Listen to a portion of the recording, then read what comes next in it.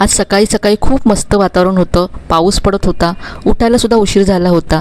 नाश्त्याला आणि लंचला सुट्टी दिली आणि आज बनवला मस्त असा सॅटर्डे ब्रंच. तर यासाठी इथे मी 1 कप रवा घेतला, मिक्सरच्या भांड्यामध्ये घालून बारीक करून घेतला रवा.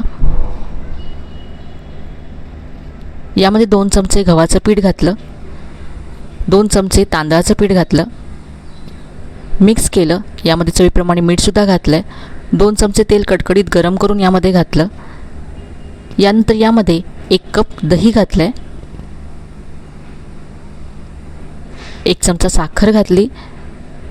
सगळं मिक्स केलं. नंतर यामध्ये पाणी घातलं आणि डोश्याच्या पिठाप्रमाणे हे तयार करून घेतलं. यानंतर हे झाकून ठेवलं. मसाला डोस्याचा मसाला तयार करून घेतला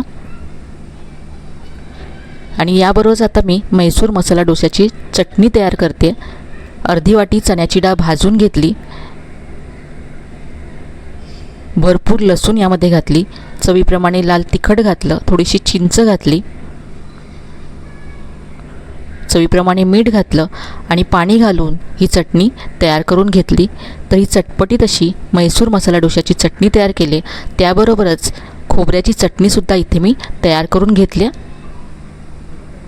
चटण्या तयार आहेत. आता डोसा बनवूया. जे पीठ झाकून ठेवलं होतं ते पुन्हा एकदा मिक्स करून घेतलं. यानंतर यामध्ये मी पाव चमचा बेकिंग सोडा घातला.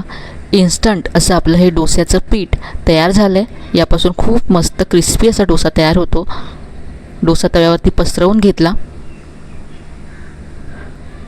डोसावरून ड्राय झाल्यानंतर बटर घातलं, चटणी घातली, मसाला घातला, थोडासा कांदा, बीट, गाजर, कोथिंबीर हे सगळं घातलं आणि हा मसाला मस्त असा मिक्स करून घेतला.